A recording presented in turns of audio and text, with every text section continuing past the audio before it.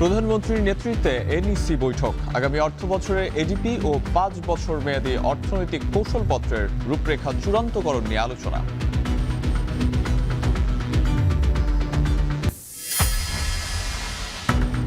রাজস্ব আহরণ পদ্ধতির পরিবর্তন না হলে ঘাটতি থাকবে ১,৩০,০০০ কোটি টাকা, দাবি সিপিডির। খেলাপি ঋণের মতোই ব্যাংক মূলধনের হার বড় সমস্যা, বাংলাদেশ ব্যাংকের গবেষণা।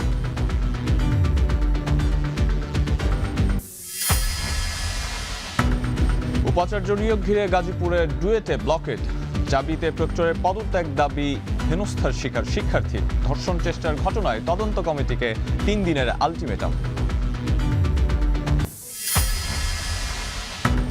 চট্টগ্রামে জুলাই গ্রাফিতি মুছে দেয়া নিয়ে এনসিপি সিটি কর্পোরেশন দ্বন্দ্ব। দুপক্ষের পাল্টা কর্মসূচি ঘিরে জিএসি থেকে দেওয়ানহাট পর্যন্ত ১৪৪ ধারা জারি।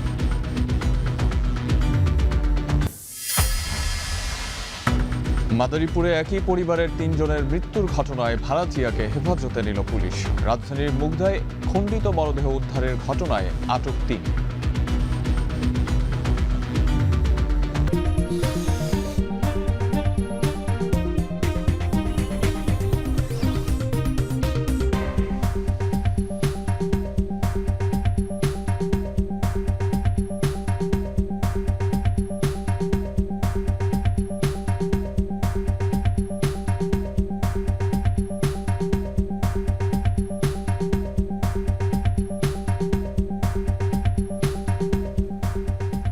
স্বাগত। এখন দুপুরের পুরো আয়োজন জুড়ে সঙ্গে আছে আমরা দুজন, আমি মেহেরিন অ্যানি এবং আমি আরিফুল ইসলাম সাহাব। প্রধানমন্ত্রী তারেক রহমানের সভাপতিত্বে জাতীয় অর্থনৈতিক পরিষদ এনইসির সভা অনুষ্ঠিত হচ্ছে। সকাল 10টায় আগারগাঁওয়ে পরিকল্পনা কমিশনের শুরু হওয়ায় সভায় আগামী 2026-27 অর্থ বছরের এডিপি চূড়ান্তকরণ ও 5 বছর মেয়াদী অর্থনৈতিক কৌশলপত্রের রূপরেখা উপস্থাপন ও অনুমোদন হতে পারে। সভায় উপস্থিত আছেন স্থানীয় সরকার মন্ত্রী মির্জা ফখরুল ইসলাম আলমগীর, অর্থ ও পরিকল্পনা মন্ত্রী আমির খসরু মাহমুদ চৌধুরী, বিদ্যুৎ, জ্বালানি ও খনিজ সম্পদ মন্ত্রী ইকবাল হাসান মাহমুদ, পানি সম্পদ মন্ত্রী শহীদুদ্দিন চৌধুরী অ্যানি সহ অন্যরা।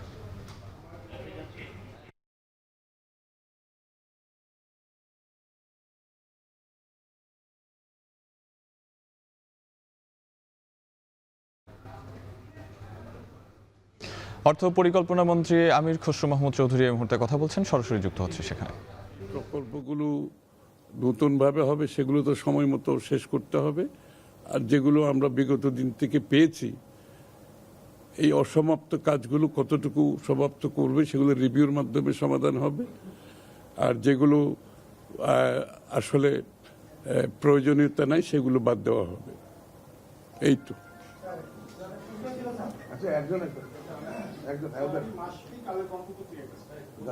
বলেন।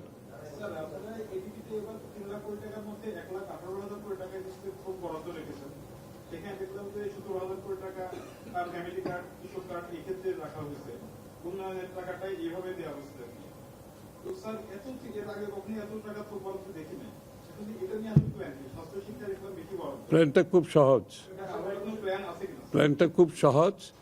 শিক্ষা স্বাস্থ্য খাতে বরাদ্দ প্রায় দেওয়া হয়ে গেছে, যেগুলো এলজিআরডি খাতে বরাদ্দ দেওয়া হয়ে গেছে। তারপরে আমি যেটা বলেছি আপনারা খেয়াল করেছেন কিনা, বিগত দিনে যে প্রকল্পগুলো আছে এগুলো যেগুলো বাস্তবায়ন সম্ভব নয়, যেগুলো জনস্বার্থে করা প্রয়োজনীয়তা না সেগুলো বাদ যাবে। সুতরাং কতগুলো বাদ যাবে এগুলো রিভিউ হচ্ছে, যেগুলো বাদ যাবে সেগুলোর জন্য আমরা থোক বরাদ্দ রেখেছি, কারণ আমাদের তো নতুন প্রকল্প করতে হবে।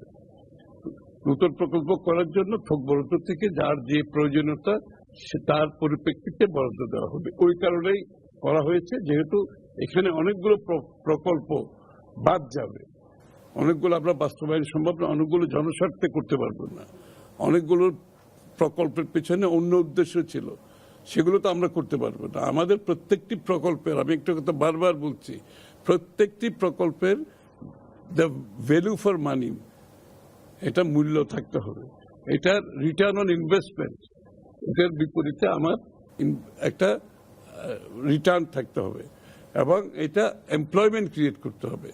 আমরা জবলেস কোনো গ্রোথ চাচ্ছি না, আমরা একটা বড় জনসংখ্যার আগামী দিনের কর্মসংস্থানকে মাথায় রেখে আমাদের প্রকল্প করছি। সুতরাং সেটাও আমাদের মাথায় রাখতে হবে, আমাদের জলবায়ুর যে বিষয়টা সেটাও মাথায় রাখতে হবে। Thank you. আর আছে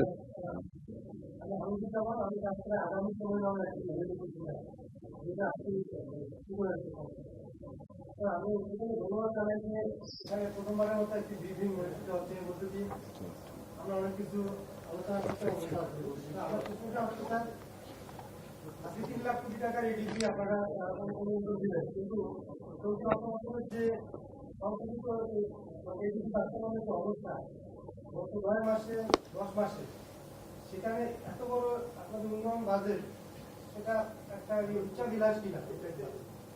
উচ্চবিলাস তো থাকতে হবে। উচ্চবিলাস না থাকলে, আকাঙ্ক্ষা যদি বেশি না হয়, উন্নয়নের দিকে তো যাওয়া যাবে না। আর বিশেষ করে বিগত দিনের দেশ যতটুকু পিছিয়েছে, সেখান থেকে স্যালভেজ করে সামনের দিকে যেতে হলে আপনাকে তো বিনিয়োগ করতে হবে। আপনি বিনিয়োগ না হলে প্রবৃদ্ধি হবে না, কর্মসংস্থান হবে না, দেশের উন্নয়ন হবে না। সুতরাং আমাদের সেই কনফিডেন্স আছে, আমরা সেটা বাস্তবায়ন করতে পারবো বিধায়।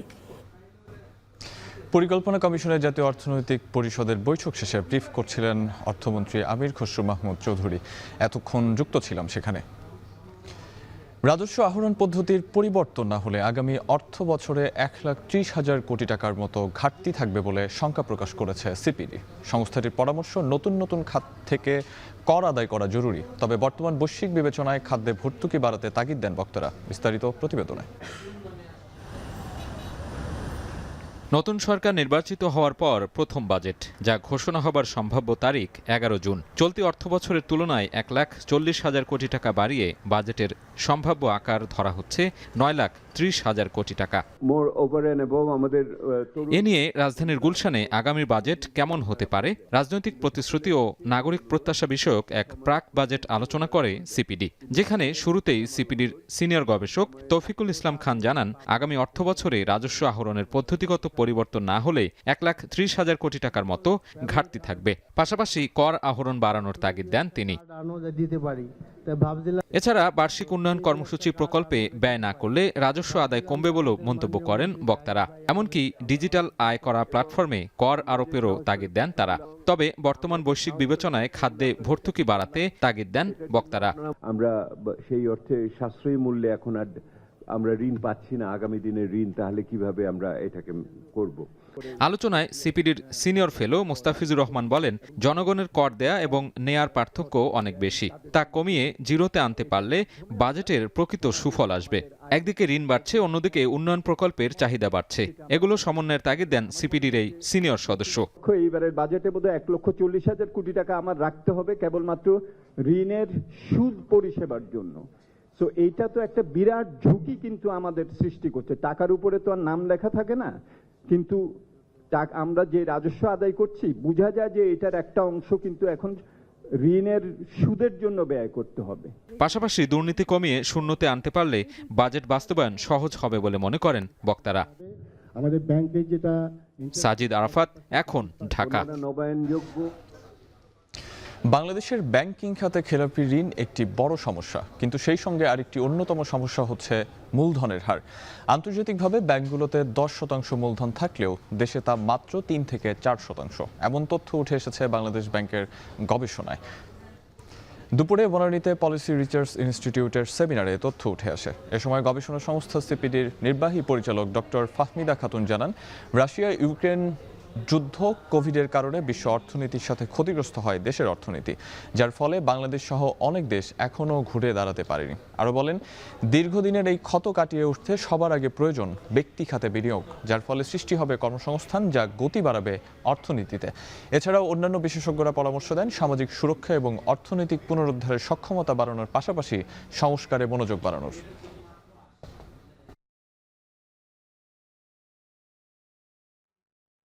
মাদারীপুর শহরের একটি বাসা থেকে 8 মাসের শিশুসহ এক পরিবারের 3 জনের মরদেহ উদ্ধার করা হয়েছে। নিহতরা আত্মীয় পরিচয়ে ওই বাসায় উঠেছিলেন বলে জানিয়েছে পুলিশ।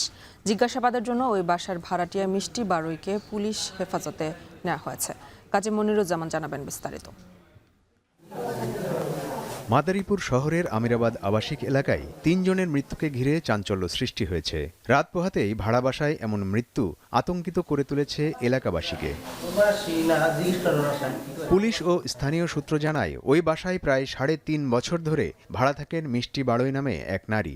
রোববার বিকেলে মিষ্টির স্বজন পরিচয়ে সেখানে আসেন চিন্ময় দাস, তার স্ত্রী ও ৮ মাসের শিশু সন্তান। তাদেরকে বাসায় রেখে বাইরে বের হন মিষ্টি।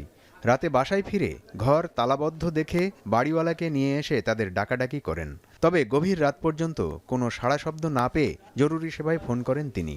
খবর পেয়ে পুলিশ ঘটনাস্থলে গিয়ে দরজা ভেঙে তাদের মৃত দেখতে পায়। পরে মরদেহ উদ্ধার করে ময়নাতদন্তের জন্য মাদারীপুর ২৫০ শয্যা জেনারেল হাসপাতালের মর্গে পাঠানো হয়। দরজা আটকেন গেছিল, পরে দরজা অনেকবার টাকাটাকি করছি, 2 ঘন্টা উপরে টাকাটাকি করছি, বাবজি ঘুমাই পড়ছে মনে হয়, ডাকাটাকি করছি, কিন্তু কোনো সারা শব্দ না দেওয়া ফোন আর বাটন ফোন, আবার এই যে এই পাশে বসছি, পরে দেখি এই জায়গায় বাটন ফোন থোয়া, পরে এই বাটন ফোন দিয়ে 3 লাইনে ফোন দিয়েছিলাম। এখানে কারা যে ভাড়া তো তাও ছিল, শুনলাম আসলাম, চেহারা দেখলে হয়তো বা চিনতাম যে ওর কোনো কিছুই আমরা দেখতাম না।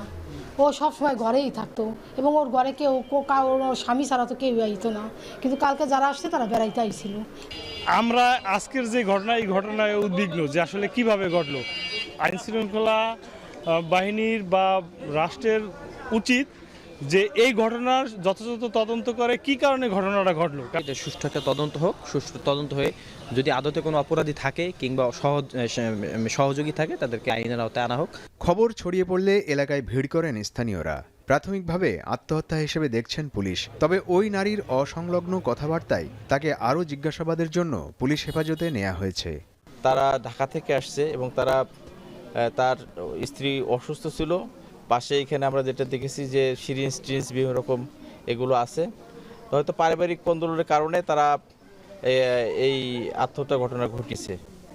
আমাদের কাছে প্রাথমিকভাবে ধারণা হচ্ছে এটা ভিতর থেকে লক ছিল, পুলিশ এসে পরে উদ্ধার করে এটা। তো সেই সূত্র মতো আমরা বুঝতে পারি যে এটা হয়তো লকই ছিল, যদি আদারওয়াইজ কোনো মেকানিজম না হয়ে থাকে সেটা হলো গিয়ে ইনভেস্টিগেশনের মাধ্যমে বেরিয়ে আসবে যে আসলে আদারওয়াইজ এটা লক ছিল নাকি কেউ লক করে অন্য কোনো মেকানিজমের মাধ্যমে এটা বেরিয়ে চলে গেছে। ঠিক আছে, আর যেহেতু এটা বিল্ডিং ঘর, এখান থেকে করে বের হওয়া তত সহজ না।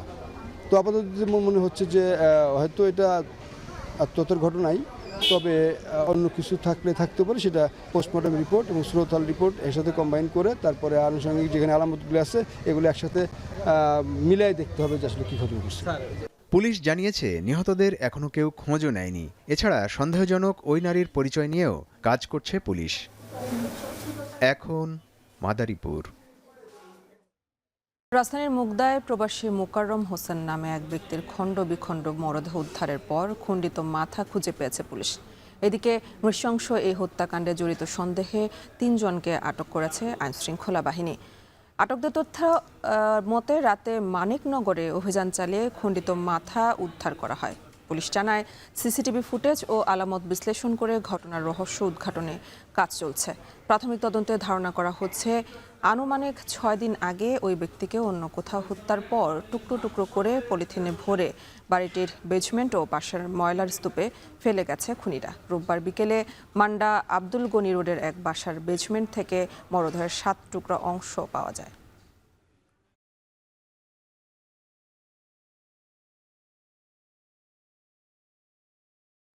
গাজীপুরের ঢাকা প্রকৌশল ও প্রযুক্তি বিশ্ববিদ্যালয় ডুয়েটে নবনিযুক্ত উপাচার্যের যোগদানকে কেন্দ্র করে গতকালের সংঘর্ষের জেরে ব্লকেট কর্মসূচি পালন করছে শিক্ষার্থীরা। আর এ নিয়ে বিস্তারিত জানাতে ক্যাম্পাস থেকে যুক্ত আছেন সহকর্মী ইফতেখার রায়হান।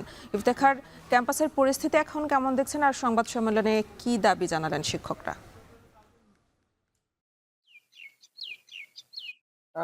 আসলে সকাল থেকেই 3 দফা দাবিতে ব্লকেট কর্মসূচি পালন করছে ডুয়েটের সাধারণ শিক্ষার্থীরা এবং এই ব্লকেট কর্মসূচির অংশ হিসেবে আমরা দেখেছি সকাল থেকে যে ক্যাম্পাসের যে মূল ফটকটি রয়েছে সেটি কিন্তু একেবারেই বন্ধ রয়েছে গতকালকের মতো, এবং সেখানে শিক্ষার্থীরা জড়ো হয়ে বিভিন্ন ধরনের স্লোগান দিচ্ছেন এবং যে স্লোগানগুলো দিচ্ছেন সেই স্লোগানগুলোতে মূলত কিন্তু যে বর্তমানে যাকে নতুন ভিসি নিয়োগ দেওয়া হয়েছে শাহজালাল বিজ্ঞান ও প্রযুক্তি বিশ্ববিদ্যালয়ের অধ্যাপক ডাক্তার মোহাম্মদ ইকবাল, তার বিরুদ্ধে বিভিন্ন ধরনের নিষেধাজ্ঞা করে কিন্তু স্লোগান দেওয়া হচ্ছে শিক্ষার্থীদের পক্ষ থেকে। এবং শিক্ষার্থীরা এটি বলছেন যে যেহেতু তিনি নতুন ভিসি এবং তার যোগদানকে কেন্দ্র করে গতকালকে শিক্ষার্থীদের দুপক্ষের মধ্যে হামলা এবং সংঘর্ষের ঘটনা ঘটে এবং সেখানে রক্ত ঝরেছে শিক্ষার্থীদের, সেক্ষেত্রে এই রক্ত মারিয়ে কোনো ভিসিকে তারা এই ক্যাম্পাসে প্রবেশ করতে দিবে না বলে তারা দাবি করেছেন। এবং পাশাপাশি শিক্ষার্থীদের পক্ষ থেকে ৩ দফা দাবি কিন্তু তুলে ধরা হয়েছে এবং সকাল থেকে কিন্তু শিক্ষার্থীরা কিন্তু এই মূল ফটকটির সামনে কিন্তু অবস্থান নিয়েছিলেন। তবে এখন দুপুরের সময় শিক্ষার্থীরা কেউ দুপুরের খাবারের জন্য তারা এখন আন্দোলন কিছুটা স্বাভাবিক কিছুটা স্থগিত রেখে তারা কিন্তু এখন দুপুরের খাবারের জন্য তারা গিয়েছেন। তবে কিছুক্ষণ পরে তারা আবারও আসবেন এবং ডুয়েটের যে সাধারণ শিক্ষার্থী যারা রয়েছেন তারা কিন্তু এখানে আমরা দেখেছি যে ৩ দফা দাবি তুলে তারা সংবাদ সম্মেলন করেছেন এবং সেখান থেকে তারা যারা এই ঘটনার সাথে যারা জড়িত তাদেরকে ক্যাম্পাস থেকে স্থায়ীভাবে বহিষ্কার করার তারা দাবি জানান। পাশাপাশি ডুয়েটের অভ্যন্তরীণ শিক্ষকদের মধ্য থেকে একজন গ্রহণযোগ্য ব্যক্তিকে তারা ভিসি নিয়োগের জন্য তারা দাবি জানিয়েছেন। পাশাপাশি এই ঘটনার যিনি এই ভিসি নিয়োগ পেয়েছেন তাকেও কিন্তু অপসারণের জন্য কিন্তু তারা দাবি করেছেন সরকারের কাছে। এর পাশাপাশি কিছুক্ষণ আগে ডুয়েটের যারা শিক্ষক সমিতি রয়েছে সেই শিক্ষক সমিতির পক্ষ থেকে একজন প্রতিনিধি তিনি সংবাদ সম্মেলন করেছেন এবং সেখানে সংবাদ সম্মেলনে তারা কিন্তু যে দাবিতে আন্দোলন হচ্ছে যে ডুয়েটের অভ্যন্তরীণ শিক্ষকদের মধ্যে থেকে ভিসি নিয়োগ সেই দাবির সঙ্গে তারা একমত পোষণ করেছেন এবং সেখানে তারা এটিও বলেছেন যে এই যে গতকালকে যে ঘটনাটি ঘটেছে সেই ঘটনার সাথে ডুয়েটের কোনো শিক্ষক এর পেছনে উস্কে দিচ্ছে না। যে বিষয়টি অভিযোগ করা হচ্ছিল যে ডুয়েটের কতিপয় শিক্ষক ও শিক্ষার্থীদের উস্কে দেওয়া হচ্ছে সেই বিষয়টিকে তারা উড়িয়ে দিয়ে তারা কিন্তু বলছে যে ডুয়েটের কোনো শিক্ষক এই ঘটনার সাথে জড়িত না, যাকে সরকার নিয়োগ দিয়েছে তাকে তারা বরণ করে নেওয়ার জন্য তারা প্রস্তুত রয়েছেন। তবে শিক্ষার্থীদের যে দুই পক্ষে যে উদ্ভূত পরিস্থিতি হয়েছে সেই উদ্ভূত পরিস্থিতি মোকাবেলার জন্য এবং নিয়ন্ত্রণের জন্য সরকারের হস্তক্ষেপ কামনা করেছেন ডুয়েট শিক্ষক সমিতি। তো সবকিছু মিলিয়ে এই ছিল আমার কাছে গাজীপুরের ডুয়েট ক্যাম্পাস থেকে ব্লকেট কর্মসূচির সবশেষ তথ্য। গাজীপুরে ব্লকেট কর্মসূচি পালন করছে ডুয়েট শিক্ষার্থীরা, সে খবরই জানাচ্ছিলেন সহকর্মী ইফতেখার রায়হান। সাবেক রাষ্ট্রপতি জিয়াউর রহমানের শাহাদত বার্ষিকী উপলক্ষে ২৫ মে থেকে ৭ দিনের কর্মসূচির ঘোষণা দিয়েছে বিএনপি। সকালে নয়াপল্টনে দলের কেন্দ্রীয় কার্যালয়ে এক সংবাদ সম্মেলনে রুহুল কবির রিজভী এ তথ্য জানান। আমরা ২৫শে মে থেকে ১ জুন পর্যন্ত ৭ দিন ব্যাপী কর্মসূচি, এই ৭ দিন ব্যাপী কর্মসূচি আমরা গ্রহণ করেছি। ৩১শে মে রবিবার বেলা ২টায় বিএনপির উদ্যোগে রাজধানীর রমনাস্থ ইনস্টিটিউশনে যে দলের পক্ষ থেকে যে আলোচনা সভাটা হয় সেই আলোচনা সভাটি অনুষ্ঠিত হবে। জাহাঙ্গীরনগর বিশ্ববিদ্যালয়ে এক শিক্ষার্থীকে ধর্ষণ চেষ্টার আন্দোলনের মাঝেই এক নারী শিক্ষার্থীকে হেনস্থার অভিযোগে অভিযুক্তদের থানায় হস্তান্তর করা হয়েছে। তবে নিরাপদ ক্যাম্পাস ও প্রক্টরের পদত্যাগের দাবিতে অবস্থান কর্মসূচি পালন করছেন ভুক্তভোগী শিক্ষার্থী। রোববার রাত থেকে ইতিহাস বিভাগের ৫৩তম ব্যাচের লামিসা প্রক্টর অফিসের সামনে অবস্থান নেন। তার অভিযোগ, রোববার সন্ধ্যার দিকে বিশ্ববিদ্যালয়ের নিরাপত্তা অফিসে তাকে শারীরিকভাবে হেনস্থা করে এক দোকান কর্মচারী। পরে তাকে সহ ৩ জনকে আশুলিয়া থানায় হস্তান্তর করলে তাদের বিরুদ্ধে মামলা দায়ের হয়। ওই ঘটনার পর নিরাপত্তা জোরদার ও প্রক্টরের পদত্যাগের দাবিতে অবস্থান কর্মসূচি চালিয়ে যাচ্ছেন লামিসা। অন্যদিকে ধর্ষণ চেষ্টার ঘটনায় আন্দোলন স্থগিত করেছে শিক্ষার্থীরা। এই ঘটনায় তদন্তে গঠিত কমিটিকে ৩ দিনের সময় দিয়েছে শিক্ষার্থীরা। তারা বলছে, অভিযুক্তকে গ্রেপ্তার সহ দাবি পূরণ না হলে নতুন করে কর্মসূচি ঘোষণা করা হবে।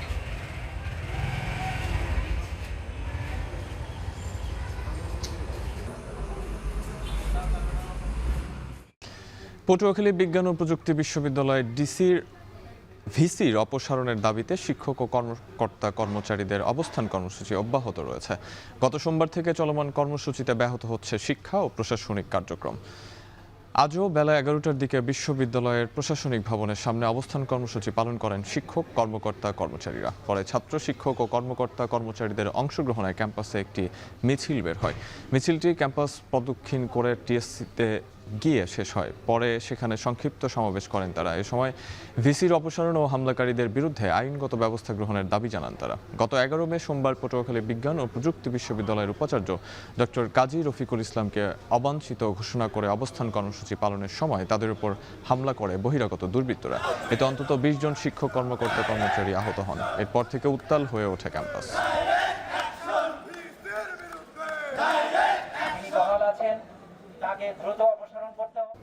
চট্টগ্রামে ফ্লাইওভারের পিলারে জুলাই গ্রাফিতি মুছে দেয়া নিয়ে মুখোমুখি অবস্থানে এনসিপি ও চসিক মেয়র। সংঘাত এড়াতে দেওয়ানহাট থেকে জিএসি পর্যন্ত 144 ধারা জারি করেছে সিএমপি।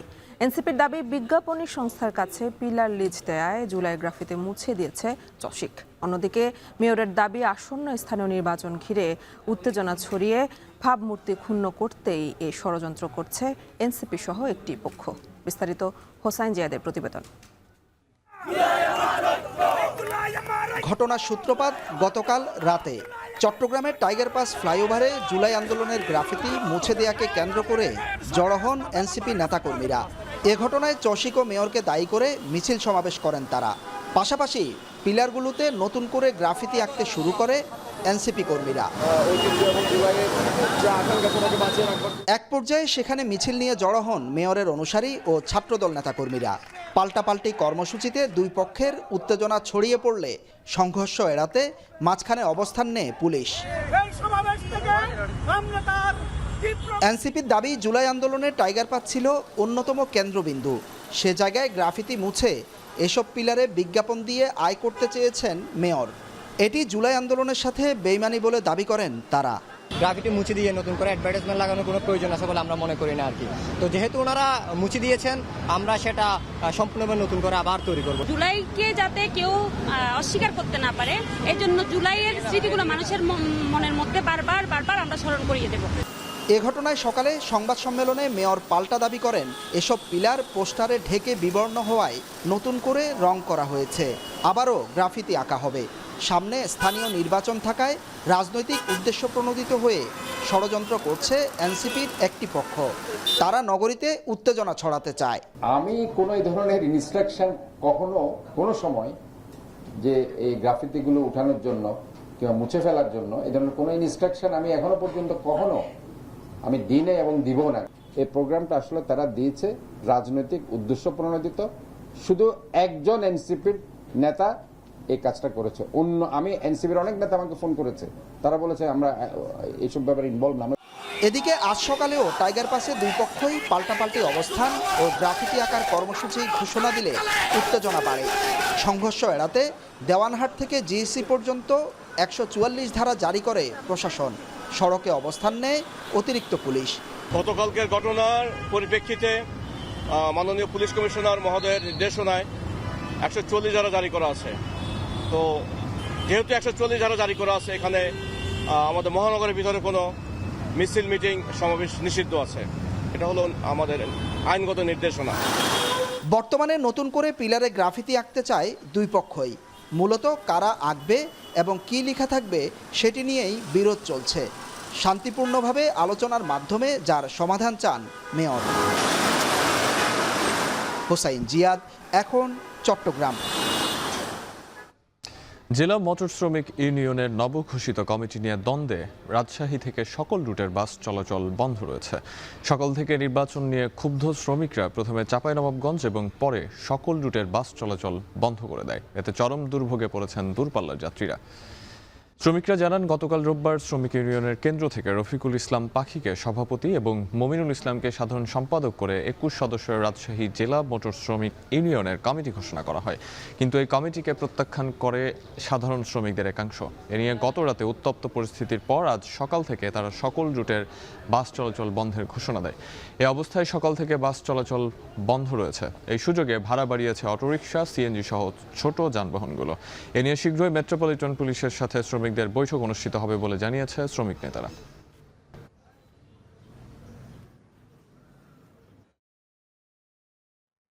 সিলেটে সকাল 8টা পর্যন্ত গত 24 ঘন্টায় হামের উপসর্গ নিয়ে আরও 2 শিশুর মৃত্যু হয়েছে। অন্যদিকে মৌলভীবাজার ও বরিশাল সহ দেশের বিভিন্ন জেলায় প্রতিদিনই শনাক্ত হচ্ছে নতুন নতুন রোগী। সিলেটে আজ 2 শিশু সহ বিভাগে হামের উপসর্গ নিয়ে এখন পর্যন্ত মারা গেছে 37 জন। স্বাস্থ্য অধিদপ্তর জানিয়েছে, মৃত 37 জনের মধ্যে ল্যাব পরীক্ষায় 5 শিশুর শরীরে হাম শনাক্ত হয়। বাকি শিশুরা হামের উপসর্গ নিয়ে মারা গেছে বলে জানিয়েছেন চিকিৎসকরা।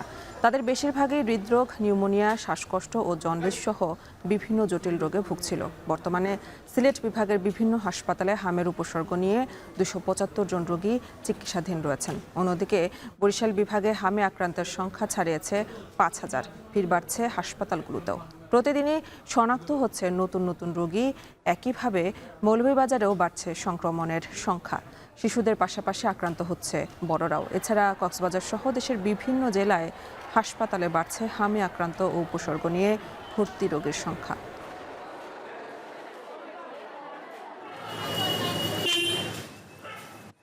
সিলেটে আসলে হামের উপসর্গ বা হামের রোগীদের প্রকোপ কিছুটা এখনো আসলে ঊর্ধ্বমুখী। আসলে আমাদের হাসপাতালে আগে 60 শয্যা বিশিষ্ট পিআইসিইউ চালু ছিল, এখন আমরা চেষ্টা করছি সেটিকে দ্বিগুণ করার।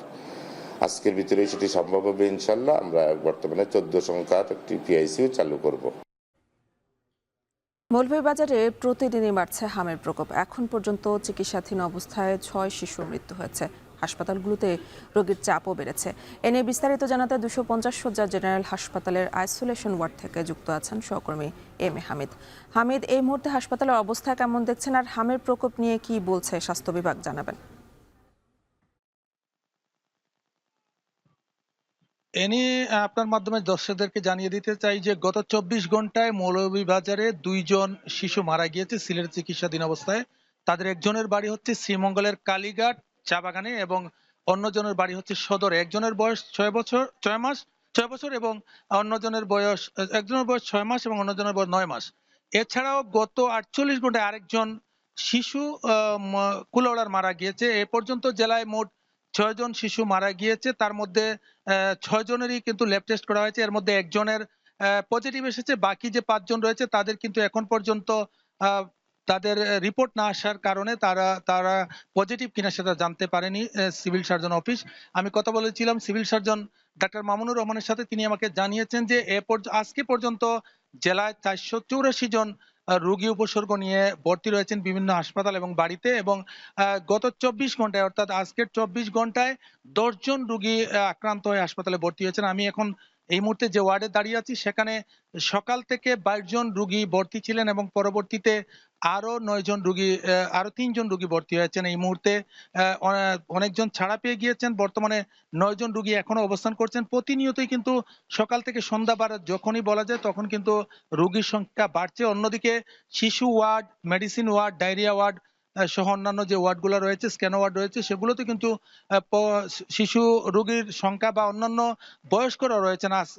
আজকে 2 জন বয়স্ক রোগী ভর্তি আছেন, যার একজনের বয়স 21 বছর এবং অন্যজনের বয়স 25 বছর। শুধু যে শিশুরা আক্রান্ত হচ্ছেন তা না, বয়স্করাও আক্রান্ত হচ্ছেন। আমি কথা বলেছিলাম সিভিল সার্জন, তিনি জানিয়েছেন যে টিকা কর্মসূচির জন্য 2,04,928 জনের জন্য উদ্যোগ গ্রহণ করা হয়েছিল। সেখানে 2,02,492 জনকে টিকা দেওয়া হয়েছে, অর্থাৎ 91.01% টিকা সম্পন্ন হয়েছে। এবং প্রতিদিনই যতগুলো হাসপাতাল আছে, উপজেলা স্বাস্থ্য কমপ্লেক্স এবং সদর হাসপাতালে বহির্বিভাগ সহ অন্তর্বিভাগে রোগীর সংখ্যা বাড়ছে এবং জ্বর সর্দি কাশি নিয়ে তারা ভর্তি হচ্ছেন। এবং বলা যায় মৌলভীবাজারে হামের প্রকোপ বাড়তেই আছে। এই ছিল আমার কাছে মৌলভীবাজার থেকে হামের উপসর্গ এবং মৃত্যু নিয়ে সবশেষ।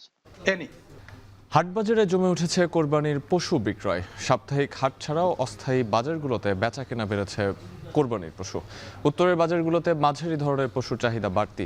আরও খবর জানাতে রংপুর থেকে যুক্ত আছেন মোকাররম হোসাইন। মোকাররম, কোরবানির পশুর দাম কেমন দেখছেন এবং কি বলছেন ক্রেতা বিক্রেতারা, জানাবেন।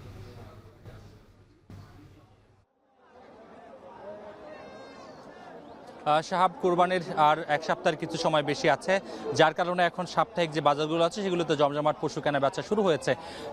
হাটগুলোতে গরু, মহিষের পাশাপাশি ছাগল এবং ভেড়ার যে উপস্থিতি সেটিও আমরা লক্ষ্য করছি। এই মুহূর্তে উত্তরের যে বাজার পরিস্থিতি সেগুলোতে দেখা যাচ্ছে যে খামারিদের কাছ থেকে মানুষ গরু কিনছে, একই সঙ্গে যারা গৃহস্থ পর্যায়ে গরু লালন পালন করছেন, কুরবানিকে কেন্দ্র করে যেই পশুগুলো তারা বছরব্যাপী লালন পালন করেন, সেই পশুগুলো বিক্রির জন্য বিভিন্ন পাড়া মহল্লা আসলে বিশেষ হাট বসেছে। সেই হাটগুলোতে মানুষ আসছে এবং পশু পালন করা পশুগুলো সেগুলো কিনছে। এই মুহূর্তে যেই বাজারটিতে আমরা আছি, এখানে মাঝারি ধরনের পশুর চাহিদা সব থেকে বেশি। যে এই পশুগুলোর বয়স 2 বছর পেরিয়েছে, এড়ে গরু বিশেষ করে, যেগুলোর আসলে মাংসের পরিমাণ শরীরে 3 থেকে 3.5 মনের কাছাকাছি, সেই গরুগুলো বিক্রি হচ্ছে 1,20,000 থেকে 1.5 লাখ টাকা পর্যন্ত। এবং যেগুলো আসলে আরেকটু নিচে সেই গরুগুলো বিক্রি হচ্ছে 80 থেকে 1,10,000 টাকা পর্যন্ত। তবে এই বাজারগুলোতে যে পশুর উপস্থিতি সেখানে খুব বেশি বড় মানের যে পশু যেগুলোর দাম আসলে 5 লাখ, 8 লাখ, 10 লাখ টাকা সেই ধরনের পশুর উপস্থিতি দেখছি না, কারণ এখানকার বেশিরভাগ ক্রেতাই আসলে 80,000 থেকে 1.5 লাখ টাকা পর্যন্ত গরু কিনতে স্বাচ্ছন্দ্য বোধ করছেন। একই সঙ্গে বাজারে গৃহস্থর কাছ থেকে পশু কেনা বেচার ক্ষেত্রে যে পাইকার আছে তাদের উপস্থিতি আছে, সেই পাইকাররা কিন্তু এই বাজার থেকে গৃহস্থদের গরু কিনছেন। সেটি আসলে এর পরের 1টি, 2টি বা 3টি হাট পরিবর্তন করে তারা অন্য একটি হাটে বিক্রি করে সেখানে 5,000 টাকা বেশি লাভ করার চেষ্টা করছেন, যার ফলে গৃহস্থের গরু এই কোরবানিদাতার হাট পর্যন্ত আসতে এখনকার যে বাজার পরিস্থিতি তাতে আসলে 1 হাট থেকে 2 হাট ঘুরে আসলে আরও 5 থেকে 10,000 টাকা বাড়তি গুনতে হতে পারে। এবং উত্তরের যে এখন বাজার পরিস্থিতি সেখানে প্রাণী সম্পদ অধিদপ্তর বলছে যে গত বছর এখানে 15 লাখ পশু কোরবানি হয়েছিল, এবারও সেই চাহিদা 15 লাখের কাছাকাছি, কিন্তু বিভাগের যে 8 জেলা সেই 8 জেলায় প্রায় 20 লাখেরও বেশি কুরবানি উপযোগী পশু প্রস্তুত রয়েছে, যার ফলে এবার চাহিদা পূরণ করে 5 লাখেরও বেশি পশু উদ্বৃত্ত থাকবে বলে প্রাণী সম্পদ অধিদপ্তর বলছে। একই সঙ্গে কুরবানি করবার ক্ষেত্রে শুধুমাত্র গাভী কিংবা এড়ে গরু নয়, খাসি কিংবা ছাগল সেটিও কুরবানির একটা বড় সংখ্যায় কুরবানি হয়ে থাকে। প্রাণী সম্পদ অধিদপ্তর বলছে যে গরুর চেয়ে 2/3 আসলে খাসি কুরবানি হতে পারে, সেটিও তারা বাজার পরিস্থিতির বিবেচনা করে বলছেন যে এবার আসলে 12,000 কোটি টাকার বাজার তৈরি হয়েছে কুরবানির। গরু, খাসি, ভেড়া, মহিষ, দুম্বা সহ লবণ এবং চামড়া শিল্প সবকিছু মিলে এবার 12,000 কোটি টাকা কুরবানির বাজার উত্তরবঙ্গে ছাড়াবে বলছে অর্থনীতিবিদরাও বলছেন, এবং এই খাত সংশ্লিষ্ট যারা আছেন তারা সকলেই মনে করছেন। সাহাবেই ছিল এই মুহূর্তে উত্তরের কুরবানির বেচাকেনার সবশেষ খবর। রংপুরে কোরবানির পশু বেচাকেনার বিষয়ে বিস্তারিত জানাতে আমাদের সঙ্গে যুক্ত ছিলেন মোকাররম হোসেন। মাঝ আকাশে মুখোমুখি সংঘর্ষে ধ্বংস হলো 2টি মার্কিন যুদ্ধবিমান। ধ্বংস হওয়া EA-18G মডেলের যুদ্ধবিমান 2টি মার্কিন নৌবাহিনীর, যার মূল্য প্রায় $7 কোটি। আইডাহোতে মাউন্টেন হোম এয়ারফোর্সের বেজে এয়ার শো চলাকালে ঘটনা ঘটে, তবে বিমান থেকে নিরাপদে বের হয়ে এসেছে 4 পাইলট। জানারা ভুইয়ার প্রতিবেদনে বিস্তারিত। রোববার যুক্তরাষ্ট্রের আইডাহো অঙ্গরাজ্যের মাউন্টেন হোম এয়ারফোর্সের বেজে এয়ার শোতে অংশ নিয়ে নানা স্ট্যান্ড দেখাচ্ছিল মার্কিন নৌবাহিনীর 2টি যুদ্ধবিমান। এ সময় মাঝ আকাশে তাদের সংঘর্ষ হয়। সামাজিক যোগাযোগ মাধ্যমে ছড়িয়ে পড়া ভিডিওতে দেখা যায় প্রদর্শনীর সময় বিমান দুটি পরস্পরের খুব কাছাকাছি চলে আসে। এরপর সংঘর্ষ হলে নিয়ন্ত্রণ হারিয়ে 2টি বিমানই দ্রুত গতিতে নিচে পড়তে থাকে। মাটিতে আছড়ে পড়ার সঙ্গে সঙ্গে বড় বিস্ফোরণের ঘটনা ঘটে। এ সময় প্যারাশুটের সাহায্যে 4 পাইলটকে শূন্যে ভাসতে দেখা যায়, তবে তাদের শারীরিক অবস্থা নিয়ে কিছু জানায়নি কর্তৃপক্ষ। এয়ারফোর্স বেস কর্তৃপক্ষ জানিয়েছে দুর্ঘটনার পর বাতিল করা হয়েছে এয়ার শো। নিরাপত্তার স্বার্থে সামরিক ঘাঁটিতে জারি করা হয়েছে লকডাউন। ঘটনার কারণ জানতে চলছে তদন্ত। যুক্তরাষ্ট্রের নৌবাহিনীর প্রশান্ত মহাসাগরীয় অঞ্চলের মুখপাত্র কমান্ডার অ্যামেলিয়া উমায়াম জানান, দুর্ঘটনা কবলিত EA-18G গ্রাউলার যুদ্ধবিমানগুলো ওয়াশিংটনের উইটবি আইল্যান্ড ঘাঁটিভিত্তিক। এর একটি বিমানের দাম প্রায় $7 কোটি। জাহানারা ভুইয়া, এখন বিশ্ব। এই ছিল এখন দুপুরের আয়োজনে। এখন টেলিভিশন ওয়েবসাইটে দেখতে ভিজিট করুন www.ekhon.tv। এছাড়াও ফেসবুকে দেখতে ভিজিট করুন facebook.com/tv.ekhon, আর ইউটিউবে দেখতে ভিজিট করুন youtube.com/c/ekhon tv।